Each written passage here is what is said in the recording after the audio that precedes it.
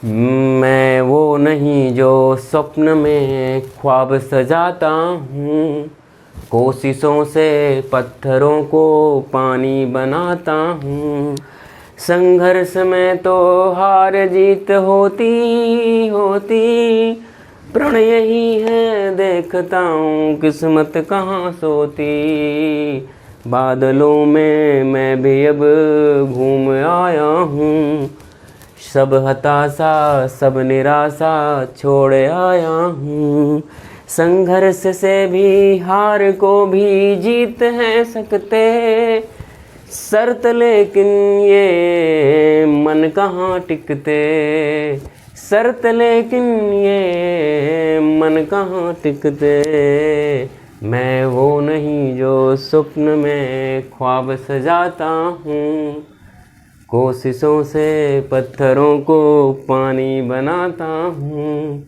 Hello everyone, नमस्कार। मैं सौरभ कुमार, आप सभी का ला पॉइंट चैनल में स्वागत है। आज आपका सेगमेंट 4 है। हम लोग जैसा कि मॉक टेस्ट एमसीक्यू सीरीज कर रहे हैं, जिसमें हमने इससे पहले 3 सीरीज बना ली है। और उस 3 सीरीज में मैंने आपको सिर्फ इतना ही बताने की कोशिश की भाई कि आपको डरने की कोई ज़रूरत नहीं है, आप बहुत ही अच्छे से तैयार हैं। सिर्फ अब आपको अपने आप को फर्निश करना है, रिवीजन पे रिवीजन, रिवीजन पे रिवीजन, रिवीजन पे रिवीजन करना है। जैसे कि हमारे प्रोफेशन में क्या है भाई, डेट पर डेट, डेट पर डेट, डेट पर डेट ना। आपने मूवी में सुना होगा तारीख पर तारीख, तारीख पर तारीख, तारीख पर तारीख। तो हमारा अभी लक्ष्य होना चाहिए रिवीजन पर रिवीजन, रिवीजन पर रिवीजन। तो उसी सेगमेंट में आज हम लोग आपको रीजनिंग के क्वेश्चंस से रूबरू कराएंगे। जो रीजनिंग के क्वेश्चंस आपके एग्जाम में आते हैं, आप उनसे कैसे आप अपने आप को फियरलेस करेंगे। हालांकि जब हम लोग बात करते हैं रीजनिंग मैथ की, तो वहाँ आपको एक समय देना होता है। लेकिन मैं देखता हूँ कि बहुत ज़्यादा जो भीड़ होती है ना, वो ऐसे ही अपने समय को सही से डिवाइड न करके किसी तरफ भागी रहती है ना। फ़िलहाल उस पर मैं एक वीडियो बनाऊंगा कि कैसे आपकी एक तरीके से स्ट्रेटजी होनी चाहिए। किसी भी एग्ज़ाम के सिलेबस को पहले अच्छे से देखें, उसके बाद ही उसकी तैयारी आप अच्छे से कर सकते हैं। सिलेक्शन वही डिपेंड करता है कि आपने सिलेबस को कितना अच्छे से एनालाइज़ किया है। मैंने सिलेबस के एनालाइजेशन की वीडियो डाली हुई है। आने वाले समय में मैं आपको कुछ न कुछ ज़रूर एक एडवाइस ज़रूर दूंगा भाई कि कैसे आप इसको करेंगे। ठीक, तो आज के सेशन को शुरू करते हैं हम लोग। आज हमारा है भाई रीजनिंग। जैसा आप सभी देख पा रहे हैं, कुछ बड़े क्वेश्चंस थे तो मैंने उसको बोर्ड पर लिख लिया। क्लियर, सभी लोग तैयार हैं? सभी लोग तैयार हैं? तो पहला सवाल आपका रीजनिंग से है, सीरीज का क्वेश्चन है ना। सीरीज का जो टॉपिक है आपके रीजनिंग में, एक ऐसा टॉपिक है जहाँ आप ऐसा कोई लॉजिक नहीं है जो आप सीख, है ना, कैसा कोई फॉर्मूला नहीं है। इसमें बहुत सारे फॉर्मूले लगते हैं, बस इसमें मल्टीपल प्रैक्टिस से ही इसको सॉल्व कर सकते हैं। तो देखो, ये पहला सवाल आपको समझ में आ रहा है कि कुछ समझ में आ रहा है? बॉक्स में कुछ डिजिट्स दिए हैं, चलो मैं आपको समझाता हूँ। ध्यान देना, एग्जाम में ध्यान देना। इस तरीके के सवालों को अगर तुरंत समझ में आ जाए कि क्या लगा हुआ है, तब तो ठीक है, कर लेना। अदरवाइज ऐसे सवालों को छोड़कर चले जाना, उससे आपका कुछ फ़र्क नहीं पड़ने वाला। क्लियर? देखो यहाँ, देखो ये 0 हुआ है, ये 21 हुआ है, ये 22 हुआ है। यहाँ पूछ रहा है यहाँ क्या होगा। ठीक, बाकी डिजिट रखा है 4 5 3 2। तो इसमें देखो क्या लॉजिक लगा होगा, यहाँ 0 आया होगा, या कौन सा लॉजिक लगा यहाँ 21 आया। तो हमने बहुत सारे लॉजिक आप ट्राई करेंगे। तो देखो, अगर हम लोग इसका भाई उसका गुणा कर लें। देखो, अगर हम 4 और 2 का गुणा कर लें तो कितना हो जा रहा है, ज़रा बताओ? 8 हो जा रहा है। और देखो, ये 5 और 3 को जोड़ ले तो कितना हो जा रहा है? 5 और 3 8 हो जा रहा है। तो अगर मतलब हम लोग इसको घटा लें तो 8 - 8 = 0। तो देखो यहाँ 0 हो जा रहा है। मतलब हमने ये कौन सा प्रोसेस किया, इसको गुणा कर लिया, इसको जोड़ लिया, घटा दिया। अब उसी तरीके इसको करो। अगर हम लोग इसको कर लें गुणा, तो 7 चौक, ये कितना हो जा रहा है? 7 चौक 28। अब देखो, अगर हम लोग इसको जोड़ ले रहे हैं तो ये 3 और प्लस 4, तो 3 + 4 कितना हो गया? 3 + 4 7 हो गया। अब इसको हम लोग घटा ले रहे हैं तो कितना आ जा रहा है? 21। अब देखो 21 यहाँ भी आया है, इसी तरीके से 22 भी आ जाएगा। तो इसी तरीके से हमको ये भी करना है। तो हम यहाँ गुणा कर लेते हैं तो कितना हो जा रहा है? 9 5 जा मतलब 9 × 5 = 45। अब इसको जोड़ लो भाई, ये 11 हो जा रहा है। है ना। तो 11 और 45 में अब देखो ये 4 और ये 3, ये 34 आंसर आ जा रहा है ना। तो देखो इस तरीके से आपको सॉल्व करना है, ठीक। पहला सवाल हो गया, क्लियर है सभी को। दूसरे सवाल की तरफ बढ़ते हैं हम लोग। देखो इसमें पूछ रहा है कि 34, 43, 55, 62, 62, 71 और 83, 92 में क्या डिफरेंस है, इसमें कौन सा अलग है, ठीक। कौन सा इसमें अलग है, यही सवाल है। हाँ यही सवाल है, इसमें कौन सा अलग है भाई। तो आप इसको भी ऐसे ही करेंगे, कुछ होंगे जो एक सेम पैटर्न पे होंगे, कुछ होंगे अलग अलग पैटर्न पे होंगे। तो देखो अगर हम लोग पहले देखें तो ये 34 का 43 उल्टा लिखा हुआ है, लेकिन बाद में सभी में उल्टा नहीं लिखा हुआ। तो आप इस पर भी कर सकते हैं, लेकिन हमेशा देखिएगा जो ज़्यादा अप्रोप्रिएट हो, है ना। तो या इसमें हम लोग घटा कर देखें तो ये 34, 11 में कितना का डिफरेंस आ रहा है भाई, लगभग 11 का ना, यही हो रहा है। 43 में घटाओ 13, ये 9 का, इसमें डिफरेंस 9 का आ रहा है। इसमें घटाओ ज़रा, इसमें घटाने पर कितना हो रहा है भाई, 12 में से 7 गए, 12 में से 5 गए 7, और ये 0 हो गया, है ना। अब इसमें देखें, घटा के देखें तो ये 71 है, 71 में से 71 में कितना जा रहा है, ये 11 में 2 गए 9, अच्छा ये 9 आ गया। अब देखो इसमें घटा कर देखो, इसमें देखो 12 में से 3 गए 9, ठीक। यहाँ देखो 9 सब में। अब देखो इसमें भी 9 आया, इसमें भी 9 आया, इसमें भी 9 आया, इसमें सिर्फ 7 आया। तो इसमें देखो सब में घटाने पर 9 आ रहा है, तो ये बीच वाला ऑप्शन यहाँ सही हो जाता है। इस तरीके से आपको अपना माइंड थोड़ा सा खुला रखना है, थोड़ा सा देखना है कि क्या करें, ठीक। बहुत छोटे सवाल, बड़े इजी सवाल होते, बस ये होकर क्या क्या लगा हुआ है। सीरीज वाले में यही दिक्कत है, क्या लगा हुआ। अगला सवाल फिर से तीसरे नंबर का सवाल है जो स्टेटमेंट बेस पर है। तो ज़रा स्टेटमेंट ध्यान से सुनो, मुझे आंसर बताओ क्या होगा।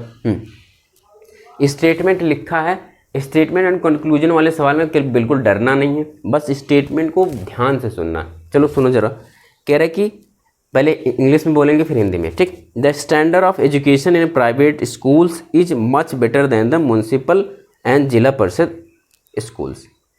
कह रहे हैं कि जो स्टैंडर्ड है, पढ़ाई का जो लेवल है, वो प्राइवेट में बहुत ज़्यादा है बजाय सरकारी स्कूलों के, ठीक। इसमें लिखा है कि जो म्युनिसिपल स्कूल हैं या जो जिला परिषद के स्कूल हैं, जिसको हम लोग सरकारी स्कूल बोलते हैं, उससे बेटर एजुकेशन आपके प्राइवेट स्कूलों में है। ये मतलब स्टेटमेंट दिया गया। अब देखो इसमें कंक्लूजन दिया गया, अब कंक्लूजन में आपको चूज करना है, जो स्टेटमेंट दिया है ये, इस पर कंक्लूजन क्या बनेगा। तो पहला कंक्लूजन लिखा हुआ कि पहला कि द म्युनिसिपल और जिला परिषद should make serious effort to improve the standard of their schools. पहला कंक्लूजन ये कह रहा है कि जो जिला परिषद स्कूलें हैं या फिर जो आपके सरकारी स्कूल हैं, उनको अपने एजुकेशन को क्या करना चाहिए, इम्प्रूव करना चाहिए। ये पहला उसका कंक्लूजन निकल रहा है, क्या निष्कर्ष यही निकल रहा है पहला। दूसरा कह रहा है कि ऑल म्युनिसिपल एंड जिला परिषद school should be close immediately. अभी तुरंत ही जिला परिषद स्कूलों को या फिर कहीं सरकारी स्कूलों को बंद कर देना चाहिए तुरंत ही, क्योंकि वो पढ़ाई वगैरह कराते नहीं। तो 2 स्टेटमेंट दिया है, तो आप बताओ एक ही पहला स्टेटमेंट सही है या दूसरा स्टेटमेंट सही है, या ना तो एक सही है ना 2 सही है, या एक सही है या फिर 2 सही है, ठीक। इस तरीके के क्वेश्चंस में आपको साफ साफ दिख रहा है, उसमें ये कहने की कोशिश कर रहा है कि प्राइवेट स्कूलों की तरह भी हमारे जिला के स्कूल जो सरकारी स्कूल्स हैं उनको भी इम्प्रूव करना चाहिए। तो पहले कंक्लूजन यही निकल रहा है, ठीक। तो उसमें सही जवाब वही हो जाएगा। क्लियर है सभी को। अब चौथा सवाल देखो, आपको सीरीज से फिर दिया हुआ, देखो सीरीज में लिखा 3, 6, 5, 7, 8, 11 और 15। तो पूछ रहा है यहाँ क्या होगा, यहाँ क्या होगा भाई, यहाँ क्या होगा आपको बताना है। तो इसको आपको बताना है, ज़रा देखो इसमें भी भाई आपको हमेशा थोड़ा सा दिमाग लगाना पड़ेगा। अच्छा ये दिमाग लगाने से नहीं आते, इसको थोड़ा सा प्रैक्टिस करना पड़ता है ना। प्रैक्टिस से देखो, अभी यहाँ देखो भाई, ये देखो 3, ये 3 और 6 है, फिर 5 हो गया, तो ऐसा कुछ ज़रूर हुआ होगा। देखो इसमें बहुत सारे ऑप्शंस हैं, है ना। अब देखो इसमें से कुछ ज़रूर, देखो 3, 6, 5, 7, 8, 11, 15, तो ये लग रहा है कि भाई कि ऐसा कुछ घटाया जोड़ा जरूर गया होगा। जैसे कोई सीक्वेंसिंग तो नहीं, एक जगह 3 है, फिर 6, फिर 5 हो गया, फिर 7 हो गया, फिर 8 हो गया। तो हम लोग इसको सीक्वेंसिंग में देखेंगे तो ये 3 + 6, तो ये कितना हो रहा, 3, 6 + 9। अगर इसमें से हम लोग 4 घटा दें तो ये 5 आ जा रहा है कि नहीं, ये देखो ये 5 आ गए। अब इसी तरीके से हम लोग इसको जोड़ लें तो 6 + 5, ये 11 हो गया। अब इसमें भी से 4 घटा दे रहे हैं तो ये 7 आ गया। देखो ये 7 आ गया। फिर अगले तरीके से फिर हम लोग ऐसे जोड़ लें तो यहाँ देखो 5 + 7, 7 × 5 = 12 में से 4 घटा दे तो ये 8 आ जा रहा है ना। तो देखो ऐसे बढ़ते बढ़ते हम लोग यहाँ तक जाएँ। यहाँ देखो 15 + 11 + 15 कितना हो रहा भाई, 5 × 1 = 6 और 1 × 1 = 2, इसमें से 4 घटा दे तो ये कितना हो जा रहा है 22। तो आगे यहाँ 22 होगा ना, ये 22 आंसर आ जाएगा। तो इस तरीके से आपको करना है। अब अगला सवाल जो है बड़ा ही अच्छा सवाल है, कह रहा है फिश का मछली होती है वर्सेस स्केल। मछली दिया है, स्केल्स दिए। स्केल्स का मतलब मछली जो होते हैं उनके शरीर पर जो लगा होता है, मतलब ऊपर की खाल। उसी तरीके से जो बियर होते हैं उसकी खाल को क्या कहते हैं। ठीक, इस तरीके से ये सवाल आपने देखे होंगे, जैसे फिशेस, फिश, स्केल। तो अब पूछ रहा है भाई कि बियर, तो बियर का क्या होगा, ऑप्शंस में है, आप ज़रा बताइए मुझे।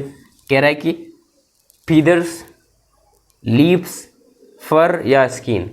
क्या बोलते हैं भाई, जो बियर के ऊपर होता है वो भालू जो होता है उसके ऊपर का जो चमड़ा होता है उसको हम लोग क्या बोलते हैं। तो मैं आपको बताता हूँ, शायद आप नहीं जानते हो, उसको हम लोग फर बोलते हैं ना।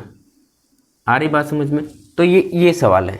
अब इसी से संबंधित एक दूसरा सवाल है, टैडपोल, टैडपोल फ्रॉग, इसी तरीके से लिखा है भाई, टैडपोल फ्रॉग लिखा है। ठीक, अब पूछ रहा बताओ भाई क्या बताना है हमको बताना कब किसका है। ठीक, तो कब आप लाइन लिख लें, है ना। तो देखो जैसे कि टैडपोल का मतलब होता है जो आपका मेढक का बच्चा होता है। तो फ्रॉग है, फ्रॉग के साथ मेढक का बच्चा है, तो यहाँ लायन होगा, लायन के बच्चे को हम लोग कब बोलते हैं। ठीक रहेगा। तो ऐसे सवाल आपको, ऐसे ही सवाल मिलेंगे, तो आप ऐसे सवाल करके जाएंगे। उम्मीद करता हूँ सभी लोग करके जाएंगे, है ना। ऐसे सवाल आपको मिलेंगे, वो कोई भी एग्ज़ाम हो, LLB का हो, BA-LLB का हो, CUT UG हो, PG हो, या किसी भी एग्ज़ाम में सवाल इसी तरीके से। रीजनिंग तो यही है, रीजनिंग बदलती नहीं भाई, बस क्वेश्चन के थोड़े से लेवल बदल जाते हैं। अगला सवाल जो है आपसे पूछा हुआ भाई, कह रहा है कि देखो लिखा, कह रहा है कि देखो स्टेटमेंट क्या बता रहा है इसमें सवाल में। ये कह रहा है कि हम लोग क्या करते हैं, पहले ABCD को Z लिखते हैं, है ना, ST PQRST UVW XYZ। तो कह रहे हैं कि आप इसको ऐसे लिखिए और इसमें जो है वॉबल्स हटा लीजिए। कह रहा है कि वॉबल्स को लास्ट में रख लो। तो हम लोग यहाँ से वॉबल्स हटा रहे हैं, देखो वॉबल्स हटा रहे हैं। पहले कहा कि ABCD लिखो पूरा, फिर कह रहा है वॉबल्स हटाओ, तो हम वॉबल्स यहाँ पीछे रखो, तो वॉबल्स हम यहाँ रख रहे हैं। ए हटा दिया यहाँ से। देखो वॉबल्स और क्या है, मतलब स्वर क्या है, स्वर को हटाओ बोल रहा है, तो हम लोग यहाँ ई रख ले रहे हैं। अब फिर कह रहा है देखो हमारा आई यहाँ पे है, ये हमारे स्वर है ना, 5 स्वर होते हैं इंग्लिश में, सभी को पता है भाई, है ना। आगे बात समझ में, यहाँ देखो, तो हम लोग यहाँ रख ले रहे हैं और फिर इसको भी हटा ले रहे हैं। तो ये देखो, है ना।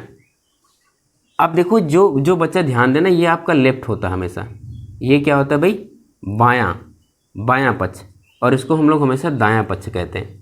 जब भी सवाल समझे तो ऐसे फैला लें, ऐसे, ये आपका बायां और ये दायां।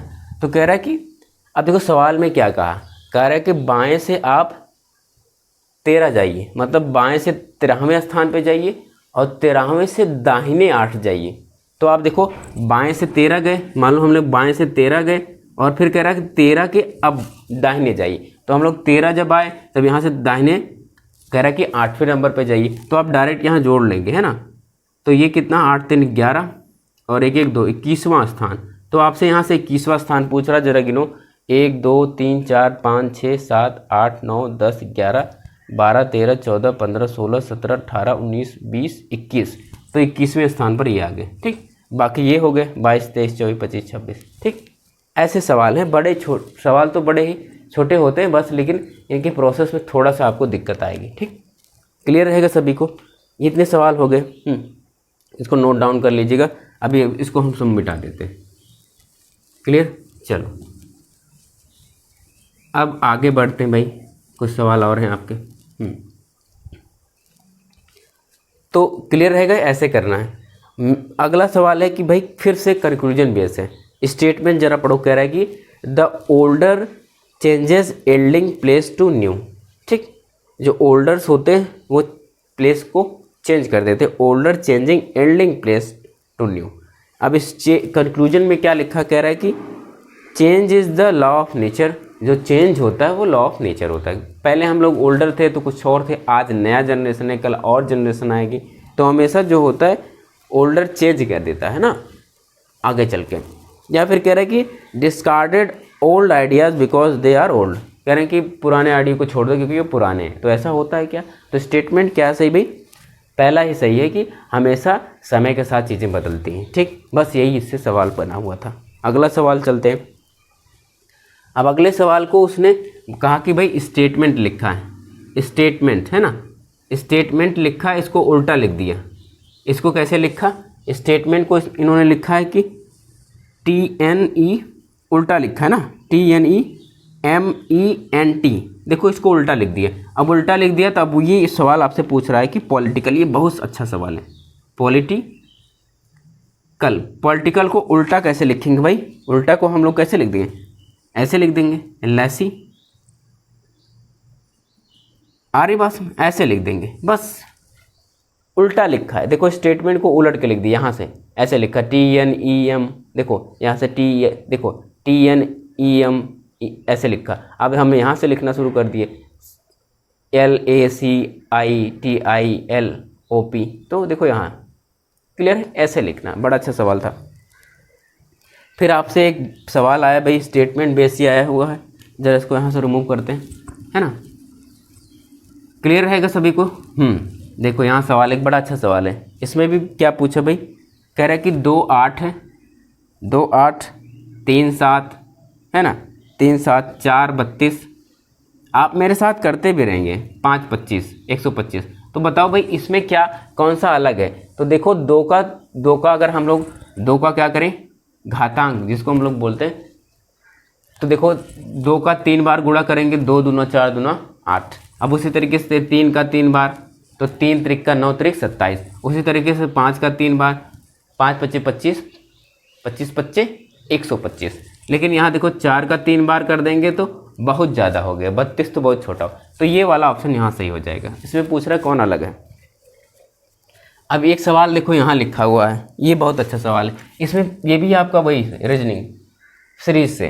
तो देखो इसमें पूछ रहा है कि क्या सीक्वेंस है, यहाँ क्या होगा। देखो जैसे 4 है, 3 है, 7 है, 6 है, 4 है, 2 है, 9 हो। ये पूछ रहा है क्वेश्चन मार्क में हम लोग क्या यूज करेंगे। ध्यान देना बच्चे, ऐसे ही सवाल आएंगे, इससे टफ सवाल बिल्कुल नहीं आएंगे, इतने ही आएंगे। आप सभी लोग इसको अच्छे से समझें। देखो अगर हम लोग इसको जोड़ लें, यहाँ 3 कैसे है, तो देखो अगर हम लोग यहाँ घटा लें, 7 में से 4 गए 3। अभी देखो इसी को घटा लें, 6 में से 2 गए 4। अब उसी तरीके से 9 में से 3 गए 6। बस ये सवाल आपको देखने होते हैं भाई, बड़े सवाल नहीं होते। सवाल में बस क्या लॉजिक लगा, आपका दिमाग अच्छे से काम करना चाहिए। ठीक, तो मुझे उम्मीद है इसके बाद आपका दिमाग अच्छे से काम करेगा। अब देखो एक फिर से सवाल है, इस सवाल को जरा ध्यान से देखो। देखो कह रहा है कि ये ऐसी चीज़ें लिखी हुई हैं, 8 CMA ऐसे ये पूरा स्टेटमेंट लिखा हुआ। ठीक, अब इसमें कह रहा है कि जो इसमें वॉवेल्स हैं, ठीक, जो इसमें वॉवेल्स हैं उसको हटा दिया जाए। ठीक, क्या कह रहा है कि वॉवेल्स आर ड्रॉप्ड। तो हम लोग इसमें से स्वर हटा देते हैं। स्वर ढूंढो कहाँ है।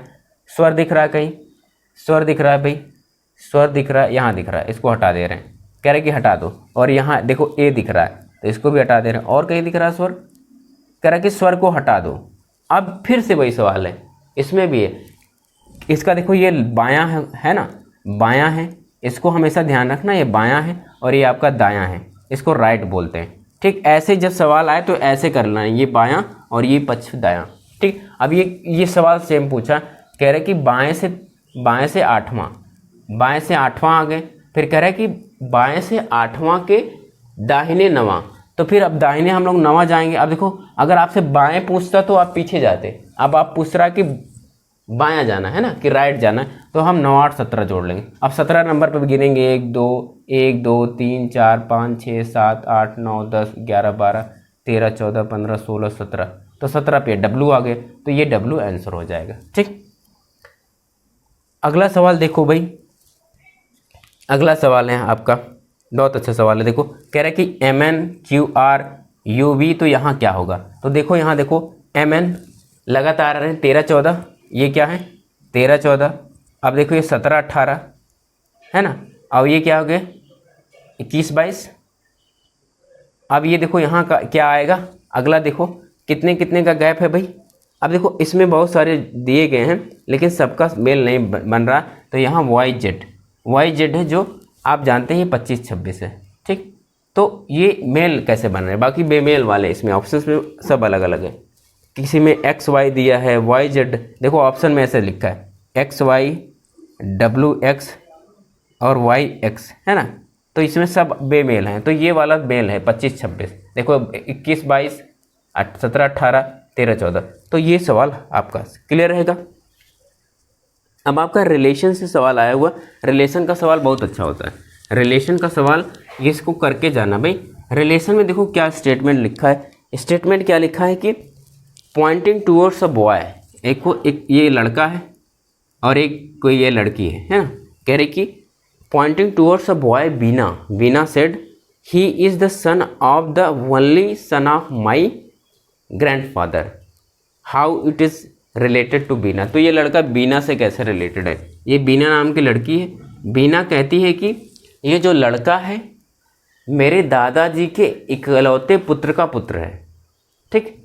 अब देखो जब इसके दादाजी के इकलौता पुत्र मतलब इनके दादा के पुत्र क्या होंगे भाई, दादा के पुत्र इसके पिता ही हो ना, दादा के पुत्र मतलब बीना के पापा, और ये बीना के पापा का पुत्र है, बीना के पापा का पुत्र है, मतलब ये दोनों क्या हैं भाई बहन ना, भाई बहन, ठीक। तो ये डायरेक्ट आप कर ले जाएंगे ब्रदर, इसका रिलेशन ब्रदर के साथ है, ठीक। लास्ट सवाल है आपका 15 नंबर का, ये भी स्टेटमेंट्स बेस से कह रहे कि ऑल ग्रेनाइट्स आर मार्बल, जो ग्रेनाइट्स होते हैं सब देखो सारे ग्रेनाइट्स, यहाँ देखो ये ग्रेनाइट्स हैं, सारे ग्रेनाइट्स मार्बल हैं, जब ऐसा कहे तो ग्रेनाइट्स को अंदर लिख लेना, इसको मार्बल लिख देते हैं ना मार्बल, तो मार्बल को बाहर कर दो, तो जितने भी ग्रेनाइट्स हैं भाई ग्रेनाइट्स सब मार्बल हैं, ठीक। पहला स्टेटमेंट। दूसरा statement some marbles are tiles, आप देखो यहाँ देखो, अब हम लोग यहाँ ले लेते हैं सम मार्बल्स आर टाइल्स, अब ये टाइल्स है, ये टाइल्स में कुछ देखो ये वाला एरिया जो है वो मार्बल्स है। अब स्टेटमेंट क्या कह रहा है कि अब देखो स्टेटमेंट में लिखा, कंक्लूजन में क्या लिखा कि सम टाइल्स आर मार्बल्स, अब सम टाइल्स आर मार्बल बताओ सही है कि नहीं, देखो कुछ टाइल तो मार्बल है ना, ये वाला एरिया दोनों है मार्बल और टाइल्स, तो पहला स्टेटमेंट तो सही हो गया। दूसरा स्टेटमेंट कह रहा है कि no granite is side, no granite is a tiles, तो ये हम कह नहीं सकते कि कोई ग्रेनाइट जो है टाइल्स नहीं है, हो सकता है हम लोग यहाँ से कॉमन करा लें, देखो ऐसे कॉमन करा लें, इसी वाली चीज़ को जो यहाँ हमने कराया है यहाँ कॉमन करा लें, तो दूसरा स्टेटमेंट सही नहीं है, ठीक। तो इस बहुत ध्यान से देखना, ये वाले सवाल बड़े ध्यान से देखना कि ये कॉमन तो यहाँ हो भी सकता है ना, क्लियर है, सभी को याद रहेगा, ठीक। तो इस तरीके से सवाल करेंगे, कोई घबराने वाली बात नहीं, प्रैक्टिस करते जाइए और आपका सिलेक्शन ज़रूर होगा, ठीक। तो आज के लिए बस इतना ही, उम्मीद है कि आप लोगों को सारी चीज़ें अच्छे से समझ में आए होंगी और आप अपनी तैयारी को और अच्छे से उसको और अच्छा करेंगे, ठीक। तो आज के लिए बस इतना ही। आप चैनल पर नए हों तो चैनल को सब्सक्राइब करें, लाइक करें, शेयर करें। मिलते हैं आपसे कल कुछ अच्छी वीडियो के साथ। Thank you.